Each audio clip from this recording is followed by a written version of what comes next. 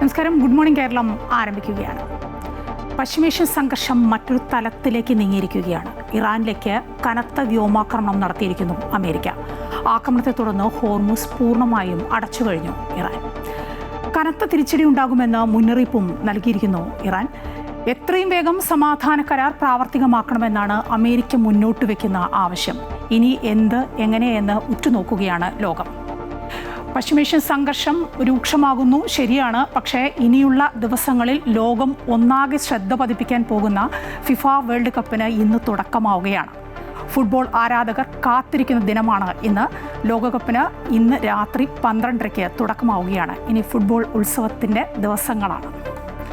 നമ്മുടെ സംസ്ഥാനത്തേക്ക് വന്നാൽ നിപ്പ, ഷിഗല്ല ആശങ്കയിലാണ് സംസ്ഥാനം. ഏറെ ജാഗ്രത പുലർത്തണം. ഇന്ന് ഉന്നതതല യോഗം വിളിച്ചിരിക്കുന്നു ആരോഗ്യമന്ത്രി. അങ്ങനെ ഒട്ടേറെ വിശേഷങ്ങളും വാർത്തകളും ഒക്കെയുള്ള ഒരു ദിവസമാണ്. അതിലേക്കൊക്കെ വരാം. ആദ്യം തലക്കെട്ടുകളിലേക്ക്.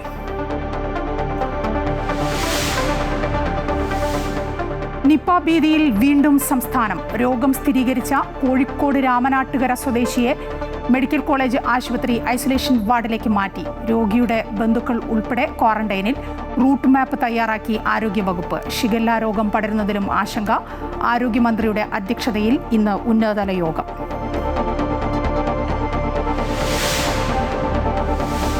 മാസപ്പടി കേസിൽ ചോദ്യം ചെയ്യൽ നടപടികളിലേക്ക് കടന്ന് എൻഫോഴ്സ്മെന്റ് ഡയറക്ടറേറ്റ്. CMRL ഉദ്യോഗസ്ഥർ ഇന്ന് കൊച്ചിയിലെ ഓഫീസിൽ ഹാജരായേക്കും. വീണ വിജയൻ നാളെ ഹാജരാകണം.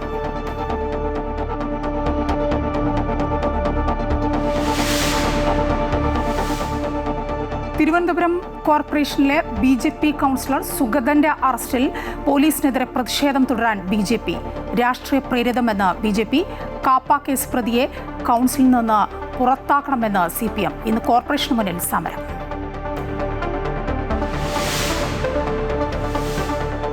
ഇറാനിൽ US വ്യോമാക്രമണങ്ങൾ തുടരുന്നു. ഹോർമൂസ് കടലിടുക്ക് പൂർണ്ണമായും അടച്ച് ഇറാന്റെ പ്രതിരോധം. ഹോർമൂസിലൂടെ കടക്കാൻ ശ്രമിക്കുന്ന കപ്പലുകളെ ആക്രമിക്കുമെന്ന് ഇറാൻ. മുന്നറിയിപ്പ് ലംഘിച്ച് കടക്കാൻ ശ്രമിച്ച 2 കപ്പലുകളെ ഇറാൻ സൈന്യം ആക്രമിച്ചതായും റിപ്പോർട്ട്.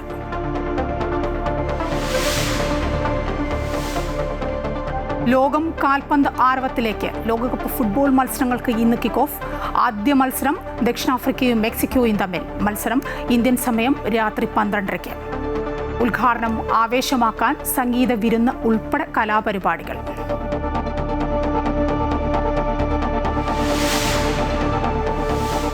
സംസ്ഥാനത്ത് അടുത്ത 5 ദിവസം ശക്തമായ മഴ മുന്നറിയിപ്പ്. ഇന്ന് ഇടുക്കി, എറണാകുളം, തൃശൂർ ജില്ലകളിൽ ഓറഞ്ച് അലർട്ട്. വടക്കൻ കേരളത്തിൽ മഴ കനക്കുമെന്ന് കാലാവസ്ഥാ നിരീക്ഷണ കേന്ദ്രം. മലയോര മേഖലയിൽ ജാഗ്രതാ നിർദ്ദേശം.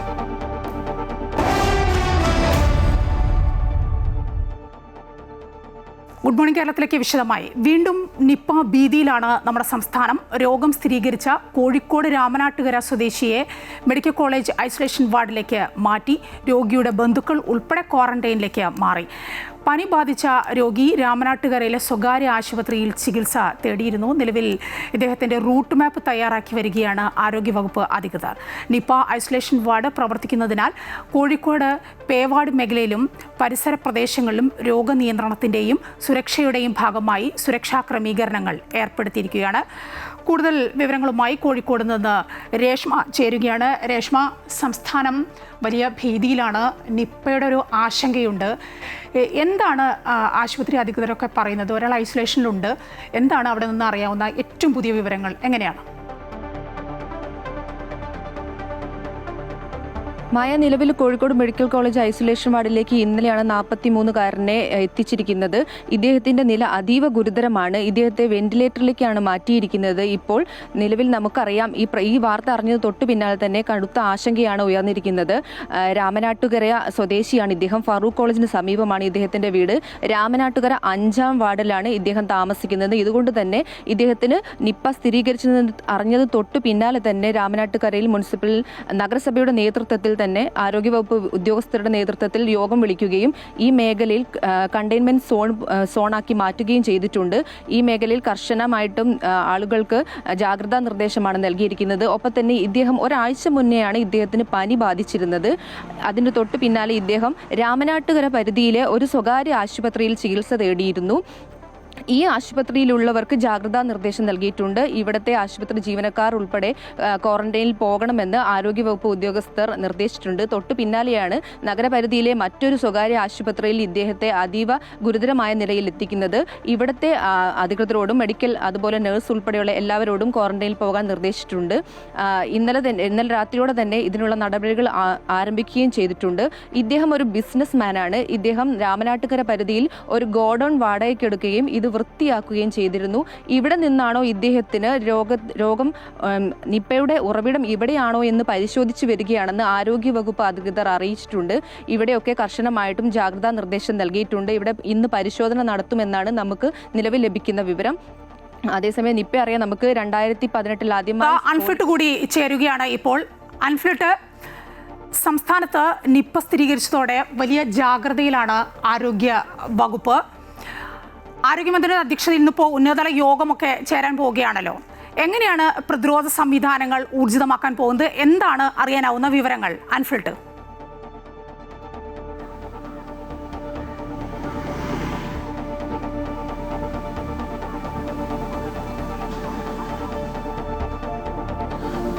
തീർച്ചയായും ഈ സംസ്ഥാനത്ത് നിപ്പ റിപ്പോർട്ട് ചെയ്ത സാഹചര്യത്തിൽ, അതായത് ഇത്തവണ ആദ്യമായാണ് കോഴിക്കോട് നിപ്പ സ്ഥിരീകരിച്ചിരിക്കുന്നത്. അപ്പോൾ ഒരാൾക്ക് സ്ഥിരീകരിച്ചൊരു സാഹചര്യത്തിൽ അത് കൂടുതൽ പേരിലേക്ക് പടരാനോ അല്ലെങ്കിൽ കൂടുതൽ രോഗികളുടെ എണ്ണം കൂടുതലാകാനോ ഉള്ള സാഹചര്യങ്ങൾ ഒരു കാരണവശാലും ഉണ്ടാകാൻ പാടില്ല. അതുകൊണ്ട് തന്നെ ആരോഗ്യവകുപ്പ് കർശനമായ ജാഗ്രതാ നിർദ്ദേശവും അതീവ ജാഗ്രതാ നിർദ്ദേശവും തന്നെയാണ് പുറപ്പെടുവിച്ചിരിക്കുന്നത്. ഇപ്പോൾ സാധാരണഗതിയിൽ നമുക്കറിയാം, ആരോഗ്യവകുപ്പ് പറയുന്നത് കോഴിക്കോട് ഇതിനു മുമ്പുമൊക്കെ നിപ്പ റിപ്പോർട്ട് ചെയ്യപ്പെട്ട ഒരു സാഹചര്യം ഒക്കെ നമുക്കറിയാം. അപ്പോൾ അതുകൊണ്ട് തന്നെ ആ സമാനമായൊരു സാഹചര്യത്തിലൂടെയാണ് ഇത് കടന്നു പോകുന്നത്. എന്തുകൊണ്ടാണ് ഇങ്ങനെ കൃത്യമായി ഓരോ ഇടവേളകളും ആവർത്തിച്ച കോഴിക്കോട് ഭാഗങ്ങളിൽ തന്നെ ഉണ്ടാകുന്നത്? അപ്പോൾ അതനുസരിച്ചുള്ള പ്രതിരോധ സംവിധാനങ്ങൾ ഊർജിതമാക്കുക, ഇതടക്കമുള്ള വിഷയങ്ങൾ ചർച്ച ചെയ്യുന്നു. അതോടൊപ്പം തന്നെ നിലവിൽ ഇപ്പോൾ രോഗം ഉണ്ടായിരിക്കുന്ന ആ രാമനാട്ടുകര സ്വദേശി എന്ന് പറയുന്ന 43-കാരൻ, അദ്ദേഹവുമായി സമ്പർക്കത്തിൽ ഏർപ്പെടുന്നവർ. അപ്പം ജില്ലയിൽ ഏതൊക്കെ രീതിയിലുള്ള അടിയന്തര സംവിധാനങ്ങൾ ജില്ലയിൽ മാത്രമായി ഒരുക്കണം, ജില്ലയിലും സമീപ ജില്ലകളിലുമൊക്കെ. അതിനോടൊപ്പം തന്നെയും സംസ്ഥാനത്ത് നിപ്പ റിപ്പോർട്ട് ചെയ്തൊരു സാഹചര്യത്തിൽ സംസ്ഥാനത്ത് ആകമാനം ജാഗ്രതാ നിർദ്ദേശം ആരോഗ്യവകുപ്പ് പുറപ്പെടുവിക്കുകയാണ്. ഇതിന്റെ ഭാഗമായാണ് ഇന്ന് ആരോഗ്യമന്ത്രിയുടെ അധ്യക്ഷതയിൽ ഉന്നതതല യോഗം ഇന്ന് ചേരുകയാണ്. രാവിലെ തന്നെ ആരോഗ്യമന്ത്രി ആരോഗ്യവകുപ്പിലെ ഉദ്യോഗസ്ഥർ, ആരോഗ്യവകുപ്പ് പ്രിൻസിപ്പൽ സെക്രട്ടറി അടക്കമുള്ള ഉന്നത ഉദ്യോഗസ്ഥരുടെ നേതൃത്വത്തിലാണ്, ഉന്നത ഉദ്യോഗസ്ഥരെ വിളിച്ചാണ് ആരോഗ്യമന്ത്രിയുടെ നേതൃത്വത്തിൽ ഉന്നതതല യോഗം ചേരുന്നത്. അതീവ ജാഗ്രതാ നിർദ്ദേശം. അതേസമയം ആരും ആശങ്കപ്പെടേണ്ട ഒരു സാഹചര്യം ഇല്ല എന്ന് തന്നെ ആരോഗ്യമന്ത്രി പറയുന്നു. ഇന്നലെ രാത്രി നമുക്കറിയാം, ആരോഗ്യമന്ത്രി ഇന്നലെ കോഴിക്കോട് നിന്ന് അദ്ദേഹം വന്നപ്പോൾ തന്നെ തിരുവനന്തപുരത്ത് വെച്ച് മാധ്യമങ്ങളോട് പ്രതികരിച്ചിരുന്നു. അപ്പോൾ അദ്ദേഹം പറയുന്നത് നിലവിൽ ആശങ്കപ്പെടേണ്ട സാഹചര്യമില്ല, സ്ഥിതികളൊക്കെ തന്നെയും വളരെ ജാഗ്രതയോടെ തന്നെ വീക്ഷിച്ചുകൊണ്ടിരിക്കുകയാണ്. എല്ലാ മുൻകരുതലുകളും എടുത്തിട്ടുണ്ട്. കാരണം നിപ്പ മാത്രമല്ല, നമുക്കറിയാം ഷിഗല്ല രോഗവും കൂടി വയനാട്ടിൽ സ്ഥിരീകരിച്ചിരിക്കുന്നു. ഷിഗല്ല രോഗികളുടെ എണ്ണം കൂടി വരുന്നൊരു സാഹചര്യമാണ്.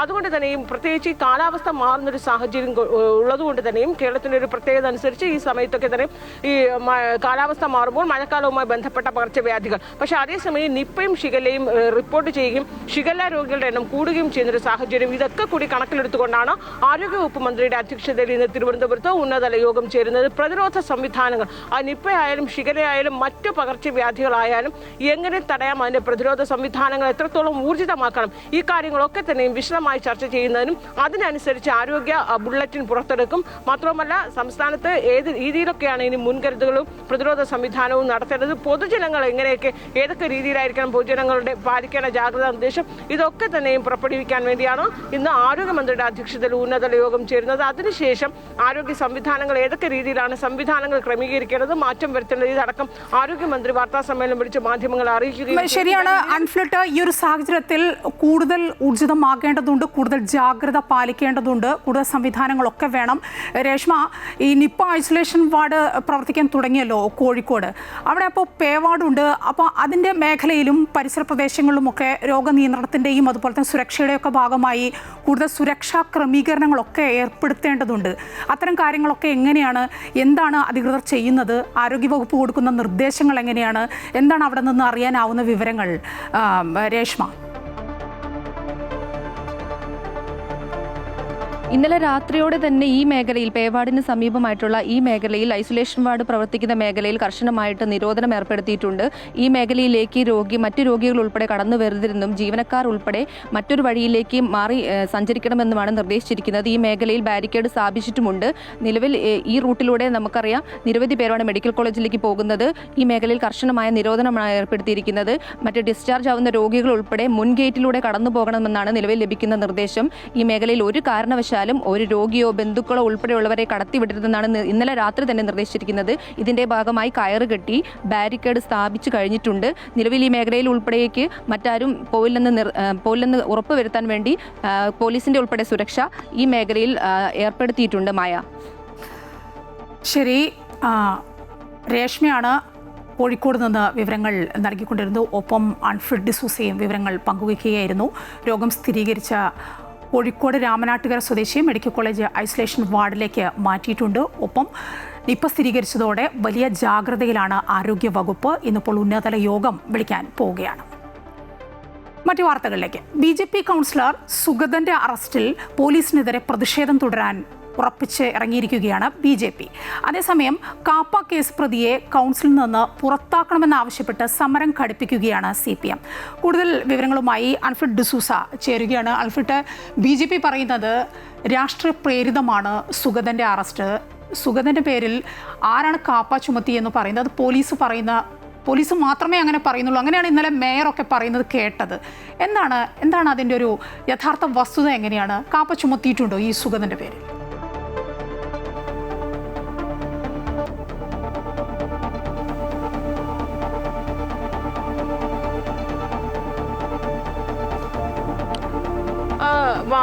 മായ, വാഴോട്ടുകുളം കൗൺസിലർ BJP കൗൺസിലറാണ് സുഗതൻ. അപ്പോൾ സുഗതന്റെ മേലിൽ CPM പറയുന്നത്, CPM അല്ല, പ്രതിപക്ഷം എന്ന രീതിയിൽ BJP കൗൺസിലർ, പ്രതിപക്ഷം എന്ന നിലയിൽ CPMന്റെ കൗൺസിലർമാർ പറയുന്നത് ഈ സുഗതൻ ഇതിനു മുമ്പ് തന്നെയും ക്രിമിനൽ കേസുകളിൽ പെട്ടയാളാണ്. നിരവധി ക്രിമിനൽ കേസുകളും ഗുണ്ടാ ലിസ്റ്റും ഒക്കെ എത്തുന്നത്. ഇപ്പോൾ പോലീസ് പുറപ്പെടുവിച്ച റൌഡി ലിസ്റ്റിൽപ്പെട്ട ആൾ കൂടിയാണ് സുഗതൻ.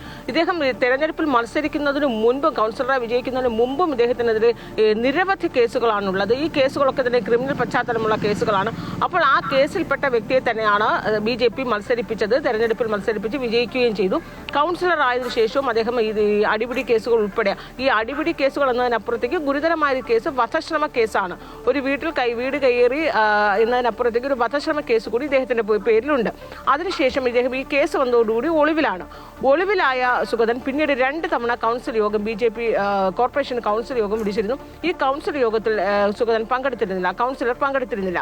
അപ്പോൾ ഈ പങ്കെടുക്കാതിരുന്നത് ഇദ്ദേഹം ഒളിവിലായതുകൊണ്ടാണ്. അപ്പോൾ ഇങ്ങനെ ഒരു ക്രിമിനൽ പശ്ചാത്തലവും ക്രിമിനൽ കേസിൽ പെട്ട ആളുകൂടിയാണ്, പോലീസ് പുറപ്പെടുവിച്ച ഗുണ്ടാ ലിസ്റ്റിൽ റൌഡി ലിസ്റ്റിൽപ്പെട്ട ആളുകൂടിയാണ് ഈ കൗൺസിലർ, വാഴോട്ടുകുളം കൗൺസിലറായ സുഗതൻ. അതുകൊണ്ട് തന്നെയും തിരുവനന്തപുരം ജില്ലാ കളക്ടർ ഇദ്ദേഹത്തിനെതിരെ കാപ്പ ചുമത്തുകയും ഉടൻ തന്നെ അറസ്റ്റ് ചെയ്ത് തടങ്കലിലാക്കണമെന്ന്, കാപ്പ ചുമത്തി ഇദ്ദേഹത്തെ അറസ്റ്റ് ചെയ്യണമെന്നും കളക്ടർ ഉത്തരവിട്ടിരുന്നു. കളക്ടറുടെ ഉത്തരവിന്റെ അടിസ്ഥാനത്തിലാണ് ഇതിനിടെ കോടതിയെ സമീപിച്ചിരുന്നു. കോടതി ജാമ്യം നിഷേധിക്കുകയും ഒക്കെ ചെയ്തിരുന്നു. അപ്പോൾ ഈ കളക്ടർ കാപ്പയുടെ ഉത്തരവ് കൂടി പുറപ്പെടുവിച്ചൊരു സാഹചര്യത്തിലായിരുന്നു പോലീസ് ഇടപെട്ട് ഈ സുഗതനെ അന്ന് രാത്രിയോടുകൂടി വീട് വളയുന്നു, ആകാശത്ത് വെടിവെക്കുന്ന രീതിയിലുള്ള സംഭവങ്ങളൊക്കെ ഉണ്ടാവുകയൊക്കെ ചെയ്തു. അങ്ങനെയാണ് സുഗതനെ അറസ്റ്റ് ചെയ്യുകയും പിന്നീട് അദ്ദേഹം ഇപ്പോൾ അറസ്റ്റിലായിരിക്കുകയും ചെയ്യുന്നത്. അപ്പോൾ CPM പറയുന്നത്, അതല്ലെങ്കിൽ കോർപ്പറേഷന്റെ പ്രതിപക്ഷം പറയുന്നത് ക്രിമിനൽ പശ്ചാത്തലമുള്ള വ്യക്തിയാണ്, BJP എല്ലാ സംരക്ഷണവും നൽകുന്നു, കാപ്പ ചുമത്തുന്നു, പോലീസ് ഇടപെടുന്നു, കാപ്പ ചുമത്തി കോടതിയിൽ നിന്ന് ജാമ്യം നിഷേധിച്ചു, കളക്ടർ കാപ്പ ചുമത്താനായി ഉത്തരവിട്ടു. അപ്പോൾ ഇതിന്റെ അടിസ്ഥാനത്തിൽ ആ ഉത്തരവ് പ്രകാരം പോലീസ് അവരുടെ ഉത്തരവാദിത്തം നിർവഹിക്കുകയാണ് ചെയ്തത്.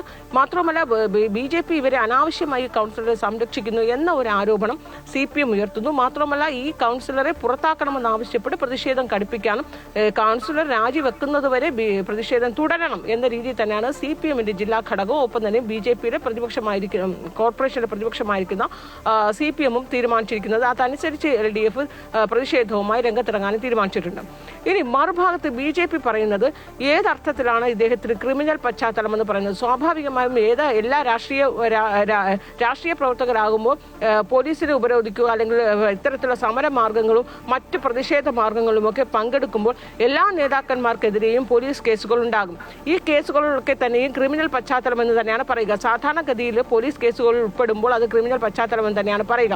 അങ്ങനെ പോലീസ് കേസിൽ ഉൾപ്പെട്ട ഒരു വ്യക്തിയാണ് ഈ കൗൺസിലർ. മറ്റ് രാഷ്ട്രീയ നേതാക്കളെ പോലെ തന്നെയുള്ള പശ്ചാത്തലം തന്നെയാണ് ഇദ്ദേഹത്തിനുള്ളത്. കാപ്പ ചുമത്തുന്നു എന്ന് പറയുമ്പോൾ പോലീസ് നൽകിയ റിപ്പോർട്ടിന്റെ അടിസ്ഥാനത്തിലാണ് കളക്ടർ അങ്ങനെ ഒരു ഉത്തരവിട്ടത്. അങ്ങനെയെങ്കിൽ പോലീസിന് ഈ റിപ്പോർട്ട് എവിടെ നിന്ന് കിട്ടി? ആരാണ് ഈ രീതിയിൽ ഒരു ക്രിമിനൽ പശ്ചാത്തലം ഉണ്ട് എന്ന്, ഈ രീതിയിൽ കാപ്പ ചുമത്താൻ മാത്രമുള്ള ഒരു ക്രിമിനൽ പശ്ചാത്തലം ഉണ്ട് എന്ന് പറയുന്നത് ഏത് അടിസ്ഥാനത്തിലാണ്? ഈ രീതിയിലുള്ള വാദങ്ങളാണ് BJP മേയർ ഉൾപ്പെടെയുള്ള BJP നേതാക്കൾ ഉന്നയിക്കുന്നത്. അതുകൊണ്ട് തന്നെ ഇതൊരു രാഷ്ട്രീയ പ്രേരിതമായ നീക്കമാണ് ഈ സുഗതനെതിരെ ഉണ്ടായിരിക്കുന്നത്. മാത്രമല്ല പോലീസിനെതിരെ വളരെ ഗുരുതരമായ ആരോപണമാണ് BJP. ഇന്നലെ നമ്മൾ കണ്ടതാണ് വട്ടിയൂർക്കാവ് പോലീസ് സ്റ്റേഷനിൽ BJP കൗൺസിലർമാരുടെ പ്രതിഷേധവും ഒക്കെ നമ്മൾ കണ്ടതാണ്. ഈ വട്ടിയൂർക്കാവിലെ പോലീസ് SHOയും പോലീസ് CAയും SHOയും CPMന്റെ പറയുന്നതനുസരിച്ച് CPM എന്താണ് നിർദ്ദേശിക്കുന്നത് ആ നിർദ്ദേശം അനുസരിച്ച് അവർ പ്രവർത്തിക്കുന്നു. ഭരണം മാറിയിട്ട് പോലും കേരളത്തിലെ പോലീസുകൾ ഇപ്പോഴും CPM നേതാക്കന്മാർ പറയുന്നത് അനുസരിച്ചാണ് പ്രവർത്തിക്കുന്നത്. മാത്രമല്ല ആഭ്യന്തരമന്ത്രി അതിന് കുടപിടിക്കുന്നു. ഈ രീതിയിലുള്ള കടുത്ത വിമർശനങ്ങളും ആരോപണങ്ങളുമാണ് പറയുന്നത്. അപ്പോൾ ഈ വട്ടിയൂർക്കാവിലെ പോലീസും SIയും അദ്ദേഹത്തിനെതിരെ ഒരു സംഘടിതമായ നീക്കം നടത്തുന്നു. രാഷ്ട്രീയ പ്രേരിതമായ ഒരു കേസ് മാത്രമാണ്. അങ്ങനെയാണ് ഇങ്ങനെ ഒരു അറസ്റ്റ് ഉണ്ടായ ഒരു ഭീകര അന്തരീക്ഷം സൃഷ്ടിച്ചു. 14 വയസ്സുള്ള മകന് നേരെ തോക്കുചൂണ്ടി ഈ രീതിയിലുള്ള കടുത്ത ആരോപണങ്ങൾ BJP കോർപ്പറേഷൻ മേയർ ഉൾപ്പെടെ BJP ഭരണ സംവിധാനം ആരോപണവുമായി മുന്നോട്ട് വരുന്നു. അതുകൊണ്ട് തന്നെ പോലീസിനെതിരെ വലിയ രീതിയിലുള്ള, പ്രത്യേകിച്ച് വട്ടിയൂർക്കാവ് പോലീസിനെതിരെയും SHOയ്ക്കെതിരെയും ഒക്കെ വലിയ രീതിയിലുള്ള പ്രതിഷേധം ഘടിപ്പിക്കാനുള്ള ഒരു ഭാഗത്ത് BJP, അതേസമയം മറുഭാഗത്ത് കൗൺസിലറെ പുറത്താക്കണം എന്നാവശ്യപ്പെട്ട് പ്രതിഷേധം തുടരാനാണ് CPMന്റെ തീരുമാനം. കൗൺസിലർ സുഗതന്റെ അറസ്റ്റിൽ പോലീസിനെതിരെ പ്രതിഷേധം തുടരാനാണ് BJPയുടെ നീക്കം. അതേസമയം സമരവുമായി മുന്നോട്ട് പോകാൻ തുടരുകയാണ്. ഇന്നിപ്പോൾ കോർപ്പറേഷന് മുന്നിൽ സമരം നടത്താനാണ് ഈ പ്രതിയെ കൗൺസിലിൽ നിന്ന് പുറത്താക്കണമെന്ന് ആവശ്യപ്പെട്ടുകൊണ്ടാണ് CPM കോർപ്പറേഷന് മുന്നിൽ സമരം നടത്താൻ പോകുന്നത്. ഇന്നിപ്പോൾ മാസപ്പടി കേസിൽ ചോദ്യം ചെയ്യൽ നടപടികളിലേക്ക് കടന്ന് എൻഫോഴ്സ്മെന്റ് ഡയറക്ടറേറ്റ് CMRL ഉദ്യോഗസ്ഥർ ഇന്ന് കൊച്ചി ഓഫീസിൽ ഹാജരായേക്കും. വീണ വിജയനോട് നാളെ ഹാജരാകാനാണ് ആവശ്യപ്പെട്ടിരിക്കുന്നത്. കൂടുതൽ വിവരങ്ങളുമായി AT അശ്വതി ചേരുകയാണ്. അശ്വതി, CMRL കേസിൽ, മാസപ്പടി കേസിൽ നാളെയാണ് വീണ വിജയനോട് ഹാജരാകാൻ ED ആവശ്യപ്പെട്ടിരിക്കുന്നത്. പക്ഷേ അനൗദ്യോഗികമായി കേൾക്കുന്ന ഒരു വിവരം, വീണ അവധി അപേക്ഷിച്ചിട്ടുണ്ട്, ആരോഗ്യ പ്രശ്നങ്ങളുണ്ട്, അതുകൊണ്ട് നാളെ ചോദ്യം ചെയ്യലൊന്ന് മാറ്റിവെക്കണമെന്ന് പറഞ്ഞു എന്ന് കേൾക്കുന്നു. എന്താണ് അറിയാനാവുന്നത്?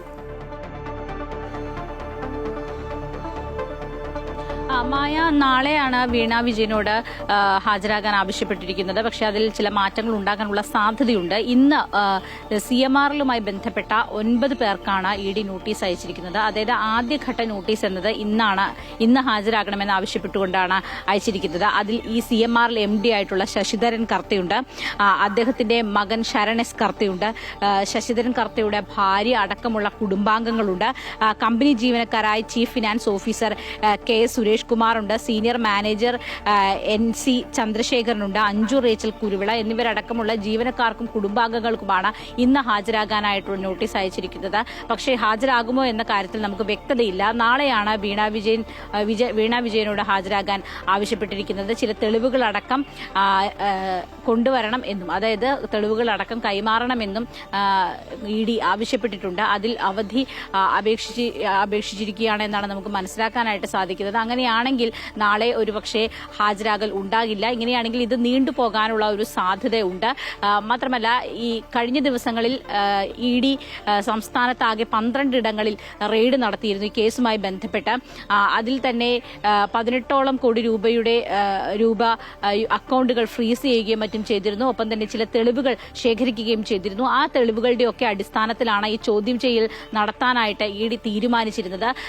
അത് ഒപ്പം തന്നെ ഈ വീണ വിജയന്റെ ആദ്യഘട്ടത്തിൽ, അതായത് ഈ റെയ്ഡിന്റെ സമയത്ത് വീണ വിജയൻ നൽകിയിരിക്കുന്ന മൊഴികളിൽ ചില പൊരുത്തക്കേടുകൾ ഉണ്ട് എന്നും മനസ്സിലാക്കുന്നു. അങ്ങനെയാണ് അതും ഇന്നും നാളെയുമായിട്ടുള്ള ചോദ്യം ചെയ്യലിൽ അക്കാര്യങ്ങൾ കൂടി വിശദീകരിക്കാൻ ED ആവശ്യപ്പെട്ടേക്കുമായിരുന്നു. അങ്ങനെയാണ് നിലവിൽ ഈ ചോദ്യം ചെയ്യൽ നടപടികളൊക്കെ ED തീരുമാനിച്ചിരുന്നത്. പക്ഷേ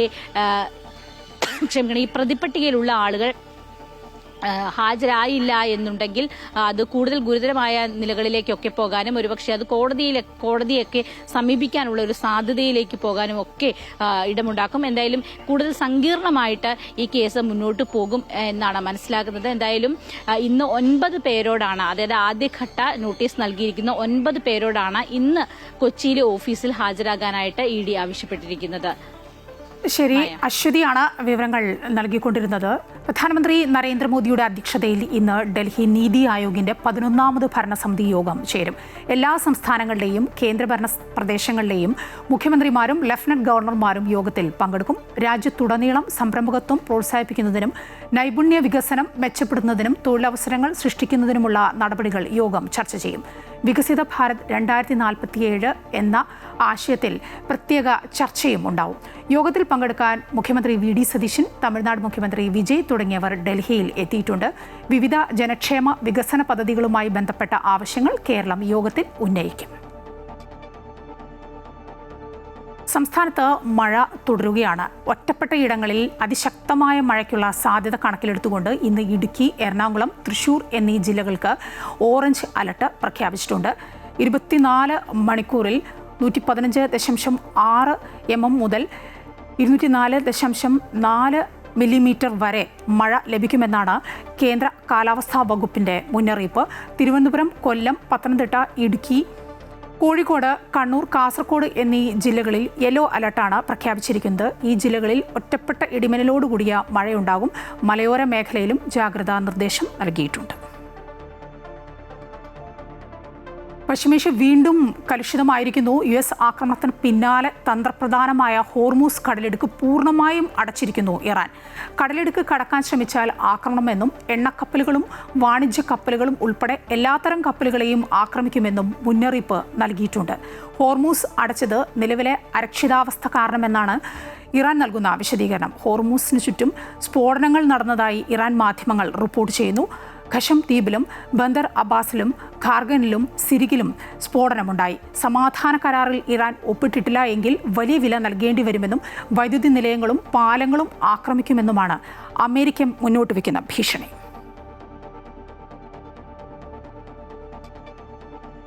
MSC എൽസ 3 കപ്പൽ അപകടത്തിൽ അദാനി കമ്പനിയുടേത് തികഞ്ഞ നിരുത്തരവാദിത്വപരമാണെന്ന് കേരള മത്സ്യത്തൊഴിലാളി ഐക്യവേദി. കപ്പൽ ക്യാപ്റ്റനെ ചോദ്യം ചെയ്ത് മൊഴി രേഖപ്പെടുത്തി കോടതിയിൽ സമർപ്പിച്ചിട്ടില്ല. ഇതുമായി ബന്ധപ്പെട്ട് സംസ്ഥാന സർക്കാർ സത്യവാങ്മൂലം നൽകാത്തത് മത്സ്യത്തൊഴിലാളികളോട് കാണിക്കുന്ന വലിയ വിവേചനമാണ്.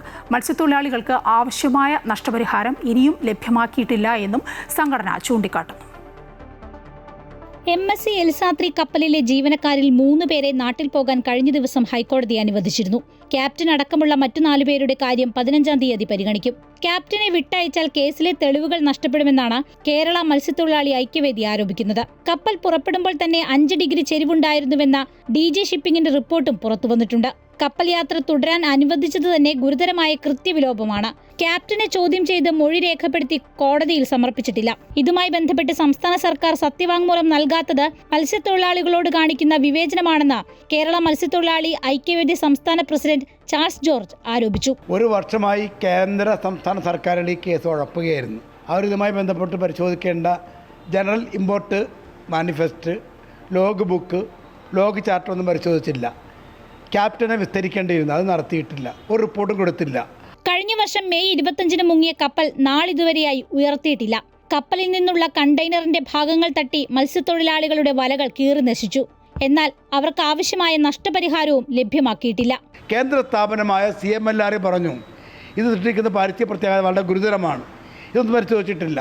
അതിൽ 13 കണ്ടെയ്നറിനകത്ത് ഗുരുതരമായ രാസവസ്തുക്കൾ, പൊട്ടാസ്യം കാർബൈഡ് ഉണ്ടായിരുന്നു. ഒന്നിനകത്ത് റബ്ബർ മിശ്രിതങ്ങളുണ്ടായിരുന്നു. ഇതാണ് ഗുരുതരമായ പ്രത്യാഘാതം ഉണ്ടാക്കുന്നത്. അതിൽ കുറേ എണ്ണം അവർക്ക് കിട്ടിയിട്ട് കുറേ എണ്ണം തമിഴ്നാട് വരെ എത്തിയിരിക്കുന്നു ഒലിച്ചു പോയിട്ട്. ഈ കപ്പൽ ഒരു വർഷത്തിനകം പൊക്കുന്ന അവർ പ്രഖ്യാപിച്ചു. കപ്പൽ ഇതുവരെ പൊങ്ങിയിട്ടില്ലെന്ന് മാത്രമേ ചെളി അടിഞ്ഞുകൊണ്ടിരിക്കുകയാണ്. ഇനി പൊക്കുക അസാധ്യമാണ്. വിഷയത്തിൽ മതിയായ രേഖകൾ സമർപ്പിക്കുകയും മത്സ്യത്തൊഴിലാളികളെ വിശ്വാസത്തിലെടുത്ത പ്രായോഗിക നടപടികൾ സ്വീകരിക്കണമെന്നാണ് മത്സ്യത്തൊഴിലാളികളുടെയും കേരള മത്സ്യത്തൊഴിലാളി ഐക്യവേദിയുടെയും ആവശ്യം. അമൃത ന്യൂസ്, കൊച്ചി. ശീതകാല പച്ചക്കറി ഗ്രാമമായ ഇടുക്കി കാന്തല്ലൂരിൽ VFPCKയുടെ പ്രവർത്തനം നിലച്ചതോടെ കർഷകർ ഏറെ പ്രതിസന്ധിയിലാണ്. ഉൽപ്പാദിപ്പിക്കുന്ന പച്ചക്കറികൾ തമിഴ്നാട്ടിൽ എത്തിച്ച് വിൽക്കേണ്ട അവസ്ഥയാണ് ഇപ്പോഴുള്ളത്. വിപണി ഇല്ലാതായതോടെ പലരും കൃഷി ഉപേക്ഷിക്കുകയും ചെയ്തിരിക്കുന്നു. പച്ചക്കറികളുടെയും പഴവർഗ്ഗങ്ങളുടെയും കലവറയാണ് ഇടുക്കിയിലെ കാന്തല്ലൂരും മറയൂരും. 2016 മുതൽ vegetable and fruits promotion council കർഷകരിൽ നിന്ന് പച്ചക്കറികൾ സംഭരിക്കാൻ തുടങ്ങി. ഹോർട്ടികോർപ്പ് വഴിയായിരുന്നു വിൽപ്പന. എന്നാൽ ഏതാനും നാളുകൾക്കിടയിൽ VFPCKയുടെ പ്രവർത്തനം നിലച്ചു. സംഭരിച്ച പച്ചക്കറികളുടെ വില പോലും കർഷകർക്ക് കിട്ടാതെയായി. കാന്തല്ലൂരിൽ 13 ലക്ഷത്തോളം രൂപയാണ് VFPCK കർഷകർക്ക് നൽകാനുള്ളത്. വിപണിയില്ലാതായതോടെ പച്ചക്കറികൾ വിൽക്കാൻ കർഷകർക്ക് കഴിയുന്നില്ല. ഇടനിലക്കാർ വഴി തമിഴ്നാട്ടിലെത്തിച്ചാണ് വിൽപ്പന. പലപ്പോഴും ഉൽപാദന ചെലവ് പോലും കർഷകർക്ക് കിട്ടാറില്ല. പച്ചക്കറിയൊക്കെ ഇപ്പോൾ വിൽക്കാൻ ആദ്യം വിപണിയിലെടുത്തായിരുന്നു ഹോർട്ടിക്കൾച്ചറിന്. ഇപ്പം എടുക്കുന്നില്ല. അത് കാരണം ഇപ്പോൾ കുറച്ചേ ചെയ്യുന്നുള്ളൂ, എടുക്കാനില്ല. നിങ്ങളിപ്പോൾ വരുന്നവരെ കുറച്ച് മേടിക്കുന്നുള്ളൂ. തമിഴ്നാട്ടിന് കൊടുക്കുന്നു, കേരളത്തിൽ കൊടുക്കുന്നില്ല. കേരളത്തിൽ പൈസ കൊടുക്കുന്നില്ലല്ലോ ഹോർട്ടിക്കൾച്ചറിന് കൊടുക്കാനായിട്ട്. അത് കാരണം കൊടുക്കുന്നില്ല. കൃഷിയെല്ലാം ചെയ്യാൻ പാടിന്, വാങ്ങാൻ ആളില്ലല്ലോ, പണിക്കാൻ ആടില്ല. അത് കാരണമാണ് ഇങ്ങനെ ചെയ്യുന്നത്. ശീതകാല പച്ചക്കറി ഗ്രാമമായ കാന്തല്ലൂരിനെ കർഷകർ കൈയൊഴിയുകയാണ്. പലരും പച്ചക്കറി കൃഷി ഉപേക്ഷിച്ചു. ചിലർ പഴവർഗ്ഗങ്ങളും വെളുത്തുള്ളിയും മാത്രം കൃഷി ചെയ്യുന്നു. കൃഷിവകുപ്പിന്റെ കെടുകാര്യസ്ഥതയിൽ കാന്തല്ലൂരിന്റെ പച്ചക്കറി പെരുമ അവസാനിക്കുകയാണ്. MC Boban, Amrita news, Idukki. കോട്ടയം പൂവന്തുരുത്ത് വ്യവസായ മേഖലയിൽ പ്രവർത്തിച്ചിരുന്ന സ്ഥാപനം കത്തി നശിച്ചതിന് നഷ്ടപരിഹാരം തേടി 12 വർഷക്കാലമായി സർക്കാർ ഓഫീസുകൾ കയറിയിറങ്ങുകയാണ് കമലു രാജൻ എന്ന സ്ത്രീ. 14 ലക്ഷത്തോളം രൂപയുടെ നഷ്ടമുണ്ടായെങ്കിലും വ്യവസായ വകുപ്പ് അധികൃതരുടെ ഉദാസീനത മൂലം 1 രൂപ പോലും ഇവർക്ക് നഷ്ടപരിഹാരമായി ലഭിച്ചിട്ടില്ല. തീപിടുത്തത്തിൽ നശിച്ച കെട്ടിടം പുതുക്കി പണിയുന്നതിനും നടപടികൾ ഉണ്ടായില്ല. കോട്ടയം പൂവന്തുരുത്ത് വ്യവസായ എസ്റ്റേറ്റിൽ സ്വന്തമായി പ്ലാസ്റ്റിക് ചാക്ക് നിർമ്മാണ യൂണിറ്റ് നടത്തിവരികയായിരുന്നു കോട്ടയം പനച്ചിക്കാട് സ്വദേശിനിയായ കമലു രാജൻ. വ്യവസായ എസ്റ്റേറ്റിൽ പട്ടികജാതിക്കാർക്കായി അനുവദിച്ച 7 കെട്ടിടങ്ങളിലൊന്നിലായിരുന്നു കമലു രാജന്റെ സംരംഭം പ്രവർത്തിച്ചിരുന്നത്. 2009 ആരംഭിച്ച യൂണിറ്റിൽ 6 ജീവനക്കാരും ഉണ്ടായിരുന്നു. 2014 ഏപ്രിൽ 8 തീപിടുത്തമുണ്ടായി. സ്ഥാപനത്തിലെ മെഷീനുകളടക്കം എല്ലാം കത്തി നശിച്ചു. സ്റ്റോക്കും ചാക്ക് നിർമ്മാണത്തിനുള്ള വസ്തുക്കളും ഉൾപ്പെടെ തീ വിഴുങ്ങിയതോടെ 15 ലക്ഷത്തോളം രൂപയുടെ നഷ്ടമുണ്ടായി. എന്നാൽ 12 വർഷം കഴിഞ്ഞിട്ടും സർക്കാരോ വ്യവസായ വകുപ്പോ 1 രൂപ പോലും നഷ്ടപരിഹാരം നൽകിയില്ലെന്ന് കമലു രാജൻ പറയുന്നു. 12 വർഷമായിട്ട് ഞാൻ ഇതിൻ്റെ പുറകെ നടക്കുന്നതാണ്. കോട്ടയം ജില്ലാ വ്യവസായ ഓഫീസ് മുതൽ തിരുവനന്തപുരം ഡയറക്ടർ ഓഫീസ് വരെ പോയിട്ട് ഇന്ന് വരെ ഒരു നടപടി ഉണ്ടായില്ല. ഞാൻ 2 വർഷങ്ങൾക്ക് മുൻപ് ഇവിടെ കളക്ടറേറ്റിൻ്റെ മുൻപിൽ ഒരു ദിവസം ഞങ്ങൾ കുടുംബമായിട്ട് സത്യാഗ്രഹം ഇരിക്കുകയും ഇരുന്നിട്ടും ഇതിനൊരു നടപടി ഇന്ന് വരെ ഉണ്ടായിട്ടില്ല. മഴയുണ്ടായിരുന്ന രാത്രിയിലാണ് തീപിടുത്തമുണ്ടായത്. പെട്രോൾ ഒഴിച്ച് തീ കത്തിച്ചു എന്നാണ് വിദഗ്ധ പരിശോധനയിൽ കണ്ടെത്തിയത്. എന്നാൽ കത്തിച്ചവരെ ഇതുവരെ കണ്ടെത്തിയിട്ടില്ല. നഷ്ടപരിഹാരത്തിനായി കമലു വ്യവസായ വകുപ്പിന്റെ അടക്കം നിരവധി ഓഫീസുകൾ പലതവണ കയറിയിറങ്ങി. മന്ത്രിമാരെ നേരിൽ കണ്ടു. പക്ഷേ ഒരു ഫലവും ഇതുവരെ ഉണ്ടായില്ല. ലോണോ ഒന്നും എടുക്കാതെ സ്വന്തം അധ്വാനം കൊണ്ട് മാത്രം ഉണ്ടാക്കിയ ഒരു സ്ഥാപനമാണിത്. ഞങ്ങളുടെ കയ്യിലിരുന്ന എല്ലാ സാധനങ്ങളും നശിച്ചു പോയി, കത്തുന്നത്. അപ്പോൾ അതുകൊണ്ട് ഞങ്ങൾക്കുണ്ടായ നഷ്ടത്തിന് എന്തെങ്കിലും ഒരു ഇത് സർക്കാരിൽ നിന്ന് കിട്ടണമെന്ന് അപേക്ഷിച്ചിട്ടുണ്ട്. തീപിടുത്തത്തിൽ കെട്ടിടവും അപകടാവസ്ഥയിലായി. മേൽക്കൂര പ്ലാസ്റ്റിക് ഷീറ്റ് കൊണ്ടാണ് നിലവിൽ മൂടിയിരിക്കുന്നത്. ഭിത്തിയിൽ നിന്നും ഇടയ്ക്ക് കോൺക്രീറ്റ് അടർന്നു വീഴുന്നുണ്ട്. ഈ കെട്ടിടത്തിൽ നിലവിൽ പഴയ ചാക്കുകൾ കൊണ്ടുവന്ന് നിലവാരമനുസരിച്ച് വേർതിരിച്ചു കൊടുക്കുന്ന ജോലികളാണ് കമലുവും ഭർത്താവും 3 ജീവനക്കാരും ചേർന്ന് നടത്തുന്നത്. കരൾ സംബന്ധമായ അസുഖബാധിത കൂടിയായ കമലുവിൻ്റെ കുടുംബത്തിന് മറ്റ് വരുമാനങ്ങളില്ല. തൻ്റെ സംരംഭം പൂർവ്വസ്ഥിതിയിൽ കൊണ്ടുപോകുന്നതിന് സർക്കാരിൻ്റെ ഇടപെടൽ ഉണ്ടാവണമെന്നാണ് കമലുവിൻ്റെ ആവശ്യം. അമൃത ന്യൂസ്, കോട്ടയം. കാഴ്ചയിൽ കൗതുകം ജനിപ്പിക്കുന്ന ഒട്ടനവധി നിർമ്മിതികൾ നമ്മൾ കാണാറുണ്ട്. അത്തരത്തിൽ മരത്തടിയിൽ അത്ഭുതങ്ങൾ വിരിയിക്കുന്ന ഒരു കലാകാരനാണ് പത്തനംതിട്ട തിരുവല്ല നിരണം സ്വദേശിയായ ഗോപകുമാർ. സാധാരണ സൈക്കിൾ പോലെ സുഖമായി ചവിട്ടി നടക്കാവുന്ന തടി സൈക്കിൾ, നിരവധി വാഹനങ്ങളിലെ ചെറു മാതൃകകൾ, കരകൗശല വസ്തുക്കൾ തുടങ്ങിയവയാണ് ഗോപകുമാർ നിർമ്മിക്കുന്നത്.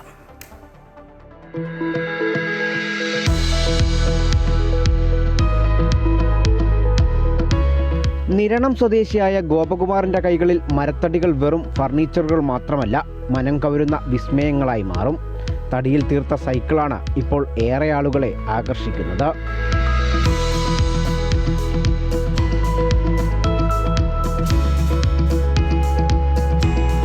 സൈക്കിളിൽ മാത്രം തീരുന്നില്ല ഈ കൈപുണ്യം.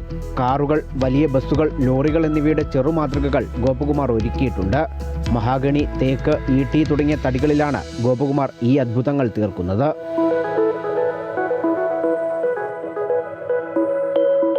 നമുക്കൊരു ഇതിനോടൊരു ചെറിയ കൗതുകം തോന്നി, അങ്ങനെ ചെയ്തു തുടങ്ങിയാണ്. കുട്ടികളുടെ കളിപ്പാട്ടങ്ങൾ, പിന്നെ അതുപോലെ നമ്മൾ കിച്ചണിലൊക്കെ യൂസ് ചെയ്യുന്ന കുറേ ഐറ്റങ്ങൾ ചെയ്തിട്ടുണ്ട്.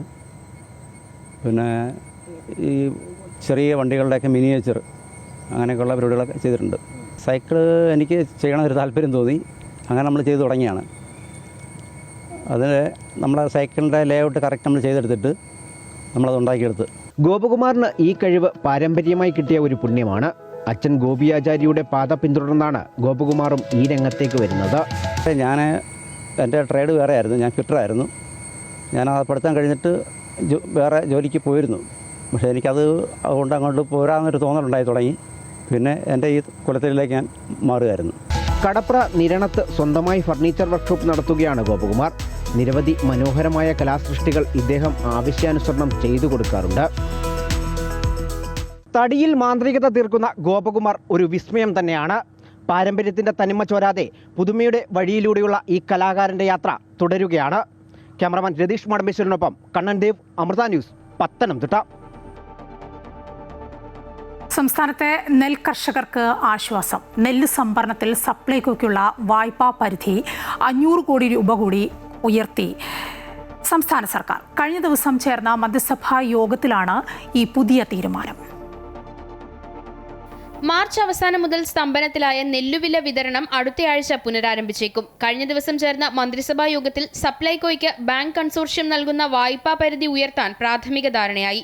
ഇക്കാര്യം കൺസോർഷ്യത്തിലെ അംഗങ്ങളായ SBI, കാനറ ബാങ്ക് എന്നിവയുടെ മേധാവികൾ കൂടി അംഗീകരിക്കുന്നതോടെ അന്തിമ കരാർ ഒപ്പിടും. ഈ സീസണിൽ സംഭരിച്ച നെല്ലുവിലയുടെ ബാക്കിയായ 797 കോടി രൂപയാണ് നൽകാനുള്ളത്. 1100 കോടി രൂപയാണ് നിലവിൽ ബാങ്ക് കൺസോർഷ്യത്തിൽ സപ്ലൈകോയുടെ വായ്പാ പരിധി. ഇത് 1600 കോടിയാക്കിയാണ് സർക്കാർ ഉയർത്തിയത്. വായ്പാ പരിധി ഉയർത്തിയതോടെ ബാങ്കുകൾക്ക് വേണമെങ്കിൽ നിലവിൽ സ്വീകരിച്ചിട്ടുള്ള PRS പ്രകാരം നെല്ലുവില കർഷകർക്ക് നൽകാം. ഏപ്രിൽ 30 വരെയുള്ള പണമാകും ആദ്യം നൽകുക. പാലക്കാട് ജില്ലയിലെ സഹകരണ സംഘങ്ങളാണ് നേരത്തെ നെല്ലെടുപ്പ് നടത്തിയിരുന്നത്. അവർക്ക് 52 കോടി രൂപയോളം കൊടുക്കാനുണ്ട്. ഇവയുടെ കടം ബാങ്ക് കൺസോർഷ്യത്തിൽ നിന്ന് കൊടുക്കുമെന്നാണ് തീരുമാനം. 74 സംഘങ്ങളാണ് നെല്ലെടുത്തത്. സംഘങ്ങളെ ഒഴിവാക്കാൻ സർക്കാർ തീരുമാനിച്ചതോടെ ഇനി പാലക്കാട്ടും ബാങ്ക് കൺസോർഷ്യം തന്നെ നെല്ലുവില നൽകും. അവിടെ ഇനിയുള്ള PRS ബാങ്ക് കൺസോർഷ്യം നൽകണമെന്നും പുതിയ നിർദ്ദേശമുണ്ട്. അമൃത ന്യൂസ്, ആലപ്പുഴ. റബ്ബർ വില 250 കടന്നതിനെ തുടർന്ന് റബ്ബർ കാർഷിക മേഖലയിൽ ഉണ്ടായ ഉണർവ് റബ്ബർ നഴ്സറികൾക്കും ഊർജ്ജമായി.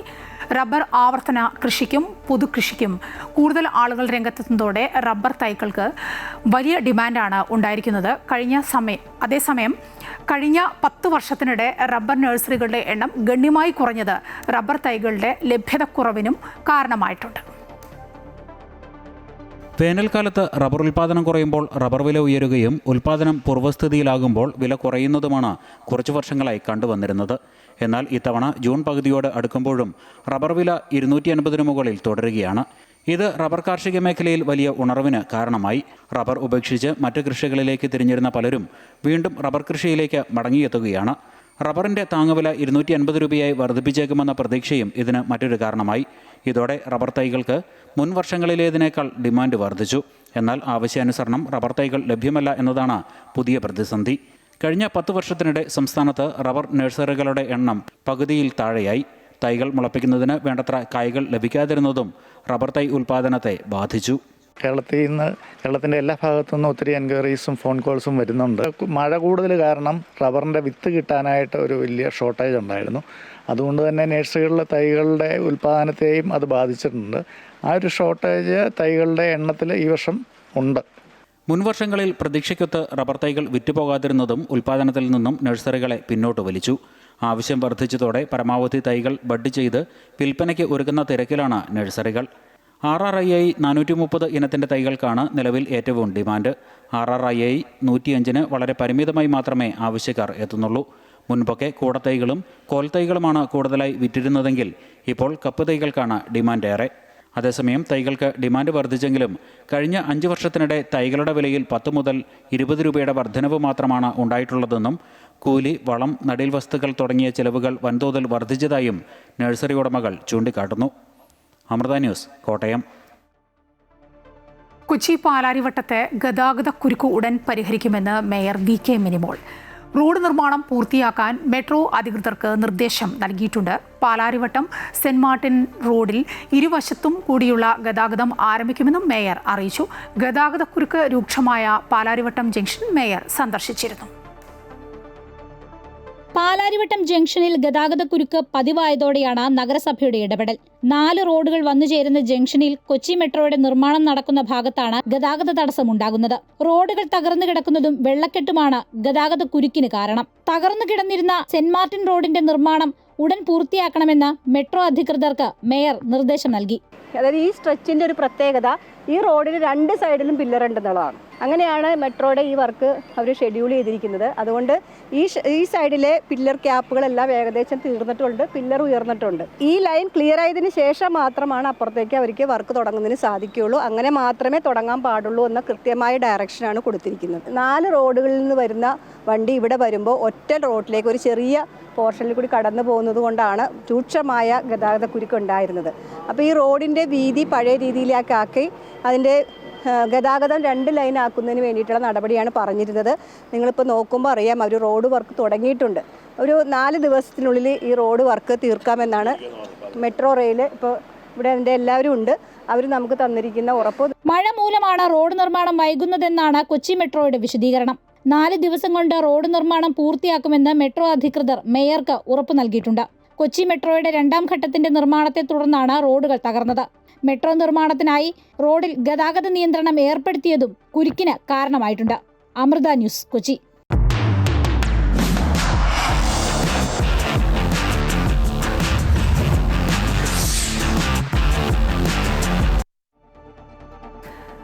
ലോകകപ്പ് ഫുട്ബോളിന് ഇന്ന് തുടക്കം. വമ്പൻ സംഗീത താരങ്ങളെ അണിനിരത്തിയാണ് ഫുട്ബോൾ മാമാങ്കത്തിന്റെ ഉദ്ഘാടന ചടങ്ങ് നടക്കുക. ആദ്യ മത്സരത്തിൽ മെക്സിക്കോ ദക്ഷിണാഫ്രിക്കയെ നേരിടും. ഇന്ത്യൻ സമയം രാത്രി 12:30 മത്സരം. അമേരിക്കയിലും കാനഡയിലും മെക്സിക്കോയിലുമായി അരങ്ങേറുന്ന ലോകകപ്പിന്റെ 23ാം പതിപ്പിന് ഇന്ന് തുടക്കം. വൈവിധ്യമാർന്ന പ്രമേയങ്ങളിൽ 3 വ്യത്യസ്ത വേദികളിൽ ഉദ്ഘാടന ചടങ്ങുകൾ. മെക്സിക്കോ ഇത് 3ാം തവണയാണ് ലോകകപ്പ് ഫുട്ബോളിന് വേദിയാകുന്നത്. അമേരിക്ക 2ാമതും. 1994 അമേരിക്ക അവസാനമായി ലോകകപ്പിന് ആതിഥേയത്വം വഹിച്ചത്. കാനഡ ഇതാദ്യമായും. 48 ടീമുകൾ, 12 ഗ്രൂപ്പുകൾ, 1248 താരങ്ങൾ, 16 വേദികൾ, 104 മത്സരങ്ങൾ. 12 ഗ്രൂപ്പുകളിൽ ആദ്യ 2 സ്ഥാനക്കാരും ഏറ്റവും മികച്ച 8 മൂന്നാം സ്ഥാനക്കാരും നോക്കൌട്ട് റൗണ്ടിന് തുടക്കമായ റൗണ്ട് ഓഫ് 32-ൽ മത്സരിക്കും. പിന്നീട് 16 ടീമുകളുടെ പ്രീ ക്വാർട്ടർ, അതിനുശേഷം ക്വാർട്ടർ, സെമി.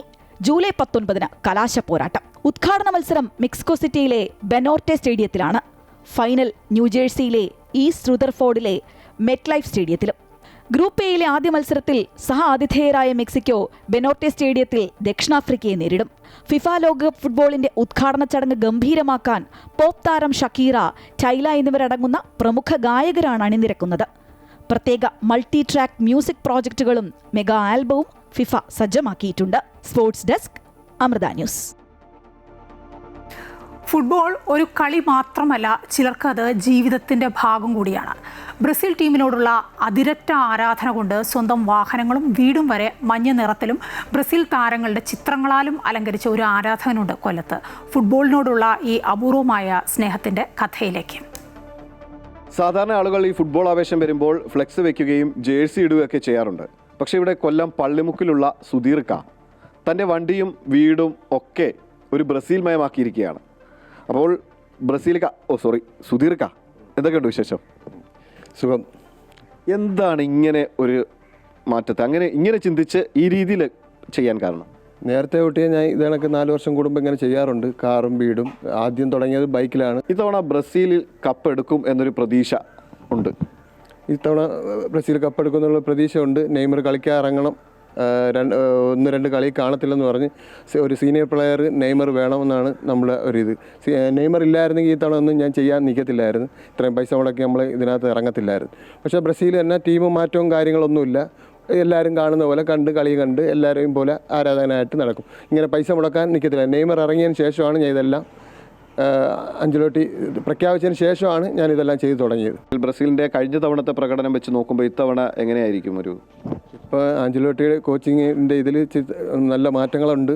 ഇതെല്ലാം ഇനിയിപ്പോൾ നെയ്മറും കൂടെ ഇറങ്ങി നമ്മൾ 2 കളി കാണുമ്പോൾ നമുക്ക് അതിനെപ്പറ്റി വിലയിരുത്താൻ പറ്റത്തുള്ളൂ. കഴിഞ്ഞ തവണത്തെ കളി ഞാനും കണ്ടിരുന്നു. അപ്പോൾ അതിനകത്ത് ഈ നെയ്മർ ആവശ്യമില്ലാത്ത ചില ഫൗളുകളൊക്കെ കാണിച്ച് വിവാദങ്ങളിലേക്കൊക്കെ എത്തിയിരുന്നു. നെയ്മർ നമ്മളെ കഴിഞ്ഞ കളിയിലെ കൊറേഷ്യക്കെതിരെയുള്ള ഗോളടി കണ്ടില്ലേ, അന്യായ ഗോളല്ലേ, 6 മിനിറ്റ് പിടിച്ചിരിക്കാൻ പറ്റിയില്ല. അതിലാണ് നമുക്ക് പറ്റിയത്. ബാക്കെല്ലാം പൊട്ടിപ്പോയി. ജയിച്ച കണക്കുള്ള ആവേശം. ഞങ്ങളിവിടെ വള്ളമുക്കിൽ ഇവിടെ സ്ക്രീനൊക്കെ വെച്ചായിരുന്നു. പെട്ടെന്ന് ജയിച്ചെന്നും പറഞ്ഞ് പടക്കവും പൊട്ടിച്ച് ലഡു എല്ലാം കൊടുത്തിട്ട് വന്നപ്പോൾ ഇതാ അടക്കം. മർഡോണ ഇഷ്ടമായിരുന്നു. ആദ്യ സമയത്ത് മർഡോണയിലാണ് ഇഷ്ടം തുടങ്ങുന്നത്. കൊല്ലത്ത് പാച്ചനുണ്ട്.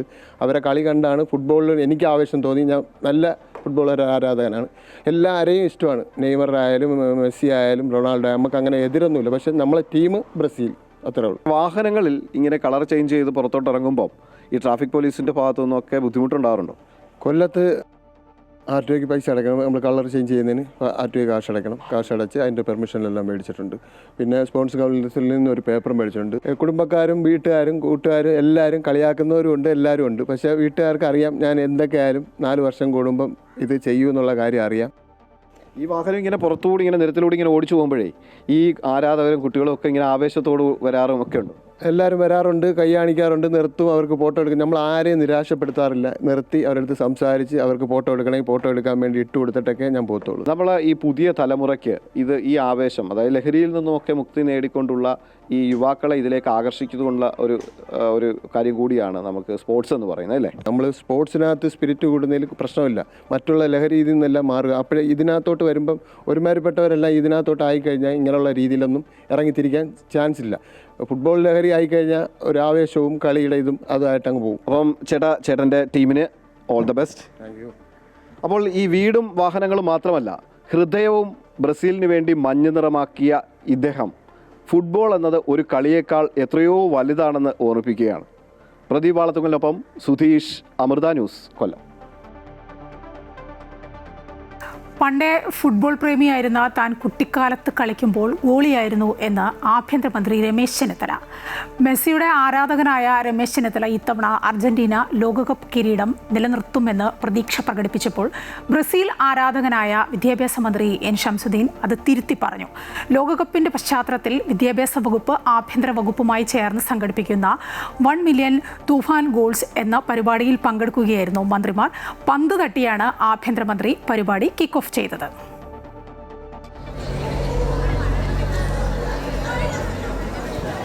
ലോകകപ്പ് ഫുട്ബോൾ ആവശ്യമാണ് എവിടെയും. ഈ ആവേശത്തിനൊപ്പം ലഹരി വിരുദ്ധ ഗോൾ വല ചലിപ്പിക്കുകയാണ് സ്കൂൾ വിദ്യാർത്ഥികൾ. ആഭ്യന്തര വകുപ്പിന്റെ 1 മില്യൺ തൂഫാൻ ഗോൾസ് എന്ന പരിപാടി പൊതുവിദ്യാഭ്യാസ വകുപ്പുമായി ചേർന്ന് സംഘടിപ്പിച്ചപ്പോൾ ഗോൾ അടിച്ചാണ് ആഭ്യന്തരമന്ത്രി ഉദ്ഘാടനം ചെയ്തത്.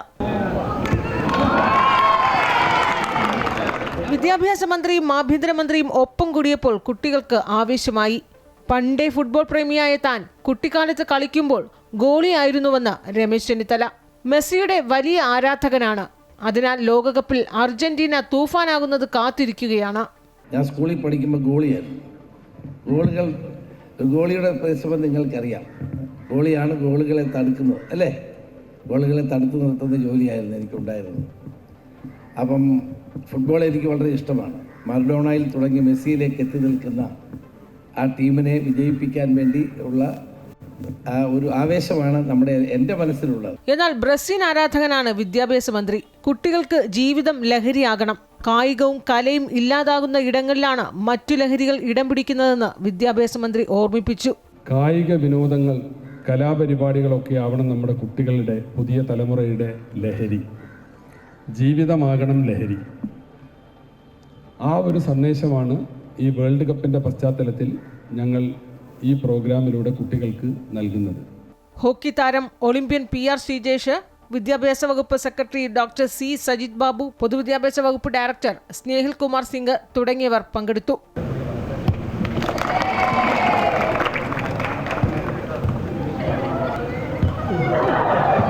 അമൃത ന്യൂസ്, തിരുവനന്തപുരം.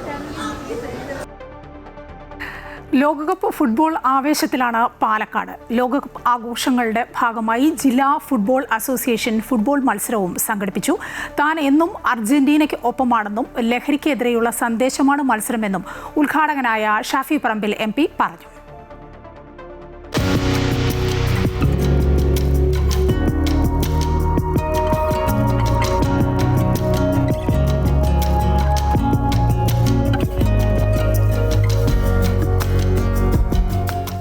ലോകകപ്പ് ഫുട്ബോൾ ആവേശത്തിനൊപ്പം ചേരുകയാണ് പാലക്കാടും. ഉദ്ഘാടകനായ ഷാഫി പറമ്പിൽ MP ടീം അർജന്റീനയോടുള്ള തന്റെ ആരാധനയും പങ്കുവച്ചു. എന്നും എക്കാലത്തും തോറ്റ കാലത്ത് തോറ്റുകൊണ്ടേയിരുന്ന കാലത്ത് ജയിച്ച കാലത്ത് ഇനിയിപ്പോൾ ജയിച്ചാലും തോറ്റാലും തുടർന്ന് അങ്ങോട്ട് എക്കാലത്ത് ഞങ്ങളുടെ ഫുട്ബോൾ ഇഷ്ടത്തിൻ്റെ ബേസ് തന്നെ അതാണ്.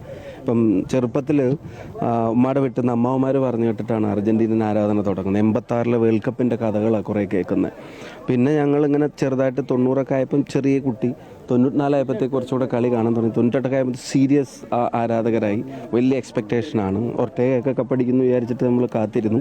2002 തിരിച്ചടി കിട്ടി, 2006 തിരിച്ചടി കിട്ടി, 10 തിരിച്ചടിയായി, 14 ഞങ്ങൾ ഉറപ്പിച്ചു.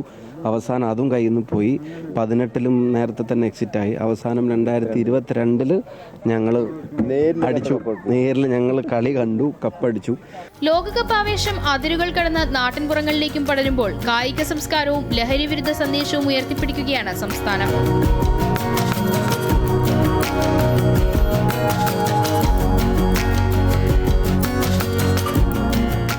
അമൃത ന്യൂസ്, പാലക്കാട്. കോഴിക്കോട് കുരിക്കത്തൂർ ഗ്രാമം ലോകകപ്പ് ഫുട്ബോളിനെ വരവേൽക്കാൻ ഒരുങ്ങിയിരിക്കുകയാണ്. മറഡോണയുടെയും പെലെയുടെയും പൂർണ്ണകായ പ്രതിമകൾ ഉണ്ടാക്കി സെൽഫി പോയിന്റ് ഒരുക്കിയാണ് ലോകകപ്പിന് വരവേൽക്കാൻ കുരിക്കത്തൂർ കാത്തിരിക്കുന്നത്. കുരിക്കത്തൂരിലെ കാഴ്ചകളിലേക്ക്.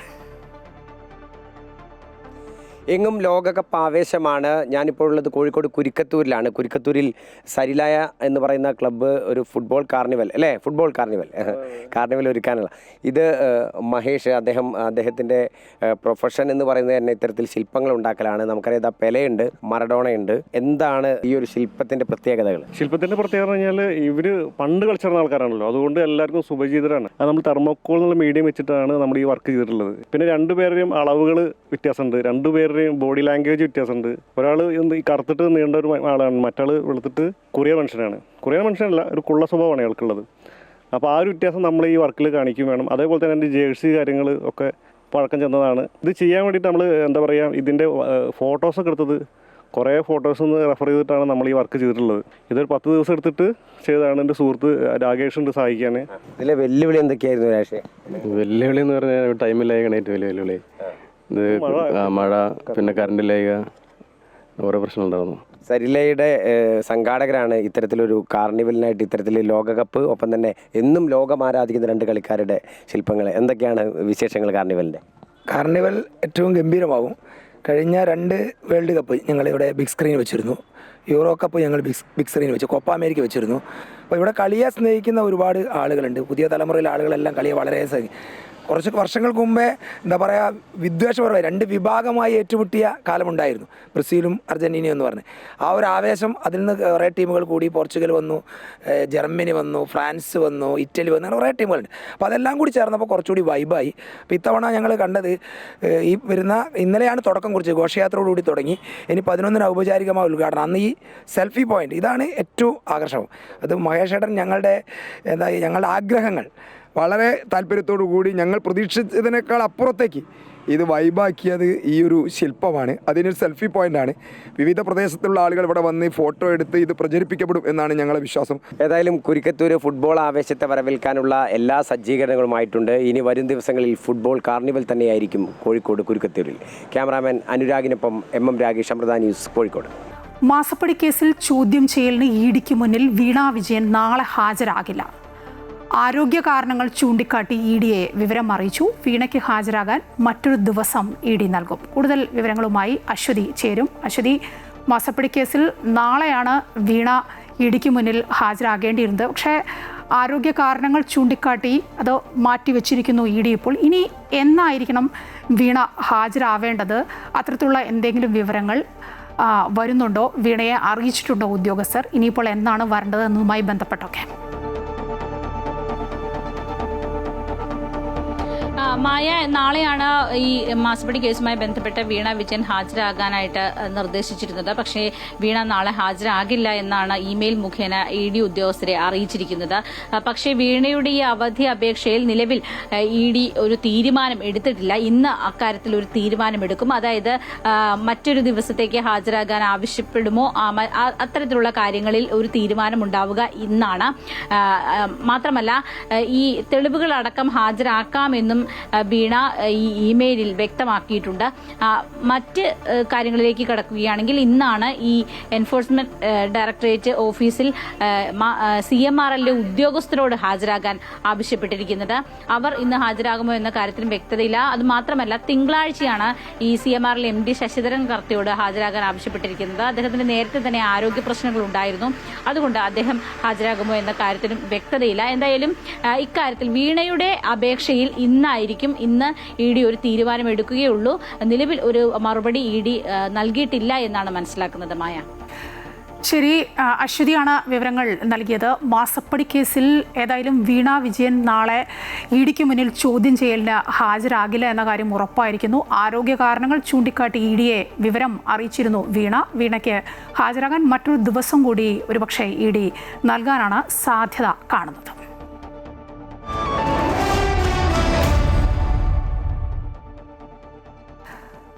ധനകാര്യ ഓഹരി വിദഗ്ധൻ K. ദിലീപ് വിപണി വിലയിരുത്തുകയാണ്. ദിലീപ് പറയുന്നത് എന്താണെന്ന് കേട്ടിട്ട് പെട്ടെന്ന് വരാം. ഇന്നലത്തേതിൽ നിന്ന് മാറ്റമില്ലാതെയായിരിക്കും ഇന്ന് വ്യാപാരം തുടങ്ങുക. വളരെ ഉയർന്ന തോതിലുള്ള കയറ്റിറക്കങ്ങൾ പ്രതീക്ഷിക്കുകയും വേണം. കഴിഞ്ഞ ദിവസം വിപണിയിൽ ഉണ്ടായിട്ടുള്ള ഒരു നിക്ഷേപ തരംഗത്തിന്റെ നിക്ഷേപ താല്പര്യത്തിന്റെ തുടർച്ച ഇന്നലെ വിപണിയിൽ ഉണ്ടായില്ല എന്ന് മാത്രമല്ല, അവസാന മണിക്കൂറിൽ ഉണ്ടായിട്ടുള്ള വിൽപ്പന സൂചിയിലെ നഷ്ടത്തെ എത്തിക്കുന്നതിന് കാരണമാവുകയും ചെയ്തു. വിദേശ നിക്ഷേപ സ്ഥാപനങ്ങളുടെ വിൽപ്പന നിരന്തരം തുടരുന്നതാണ് ഒരു പരിധിവരെ വിപണിയെ ഇപ്പോൾ സമ്മർദ്ദത്തിലാക്കുന്നത്. മാത്രമല്ല, ഒരു ദിവസം വിപണിയിൽ നേട്ടമുണ്ടാകുമ്പോൾ തന്നെ നിക്ഷേപകർ ലാഭമെടുക്കാൻ കാണിക്കുന്ന ഒരു തിടുക്കവും വിപണിയെ സാരമായി തന്നെ ബാധിക്കുന്നുണ്ട്. അതിൻ്റെ ഒരു പ്രതിഫലനമായിരുന്നു ഇന്നലെയും വിപണിയിലുണ്ടായത്. വരും ദിവസങ്ങളിലും വിപണിയിൽ വലിയ തോതിലുള്ള കയറ്റങ്ങൾ തുടരാൻ തന്നെയാണ് സാധ്യത. സാങ്കേതികമായി 23,100 എന്നുള്ള നിലവാരമാണ് ഏറ്റവും പ്രധാനപ്പെട്ടത്. ആ നിലവാരത്തിന് താഴേക്ക് നീങ്ങുകയാണെങ്കിൽ ഹ്രസ്വമായ ദിവസങ്ങളിൽ വിൽപ്പന സമ്മർദ്ദം തുറന്നേക്കാം. മറിച്ച് 23,500 എന്നുള്ള നിലവാരം ഒരു പ്രതിരോധ നിലവാരമായി കണക്കാക്കുന്നു. ആ ഒരു നിലവാരവും ഭേദിച്ച് വ്യാപാരം തുടരേണ്ടതുണ്ട്. ഇത് രണ്ടും സാധ്യമാകാത്ത ഘട്ടത്തിൽ 23,100 23,400 എന്ന നിലവാരത്തിനിടയിൽ നീങ്ങാൻ തന്നെയാണ് സാധ്യത. കഴിഞ്ഞ കുറച്ച് നാളുകളായി വിപണി ഈ ഒരു നിലവാരത്തിൽ തന്നെയാണ് നീങ്ങുന്നതും. ഇത്രയും ദീർഘമായ കാലയളവിൽ വിപണി ക്രമപ്പെടുന്ന ഒരു സാഹചര്യം ഇതിനു മുമ്പ് വിപണിയിൽ ഉണ്ടായിട്ടുണ്ടോ എന്ന് തന്നെ സംശയമാണ്. ഇതിൻ്റെ ഏറ്റവും പ്രധാനപ്പെട്ട ഒരു അപകടം ഈ രീതിയിൽ നിരന്തരം ദീർഘകാലയളവിലുള്ള ഒരു ക്രമപ്പെടൽ രണ്ട് രീതിയിലേക്ക് നയിക്കാം. ഒന്ന്, വിപണിയിലൊരു തിരിച്ചു കയറ്റം ഉണ്ടാവുകയാണെങ്കിൽ അത് വളരെ ഉയർന്ന രീതിയിൽ വളരെ ശക്തമായ ഒരു തിരിച്ചുകയറ്റമാവാൻ സാധ്യതയുണ്ട്. മറിച്ചാണെങ്കിൽ വിൽപ്പനയും വളരെ ശക്തമായ രീതിയിൽ ഉണ്ടാകാനുള്ള സാധ്യതയുണ്ട് എന്നുള്ളൊരു അപകടമാണ് ഈ ഒരു ഘട്ടത്തിൽ വിപണി നിൽക്കുന്നത്. ഏത് രീതിയിലേക്ക് നീങ്ങും എന്നുള്ളത് കുറെ കൂടെ കാത്തിരുന്ന് കാണേണ്ടതുമാണ്.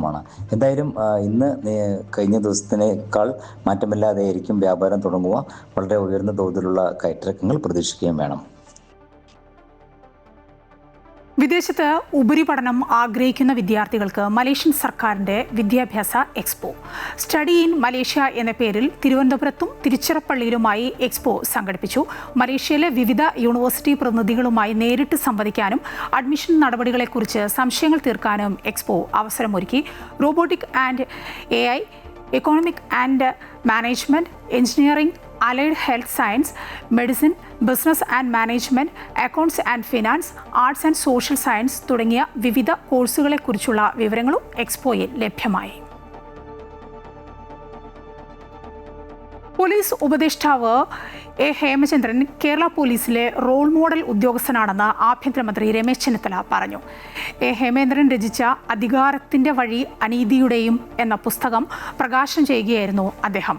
പോലീസ് ഉപദേഷ്ടാവായി ചുമതലയേൽക്കുമ്പോൾ ശമ്പളമോ ഓഫീസ് സൗകര്യങ്ങളോ മറ്റ് ആനുകൂല്യങ്ങളോ ആവശ്യമില്ലെന്ന് അദ്ദേഹം വ്യക്തമാക്കിയതായും മന്ത്രി ചൂണ്ടിക്കാട്ടി.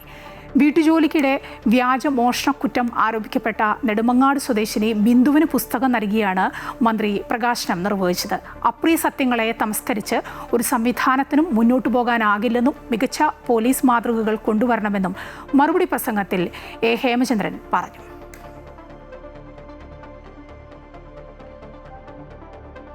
ഗുഡ് മോർണിംഗ് കേരളം പൂർണ്ണമാവുകയാണ്. ഒട്ടേറെ വാർത്തകളുള്ള ഒരു ദിവസമാണ്. വാർത്തകളൊക്കെ കാണാം. ഇപ്പോൾ ഈ പറഞ്ഞ വാർത്തകളിലൊക്കെ അപ്ഡേറ്റ്സുകളും ഒക്കെ കാണാം. ഞങ്ങളുടെ യൂട്യൂബ് ചാനൽ കാണുക. നമസ്കാരം.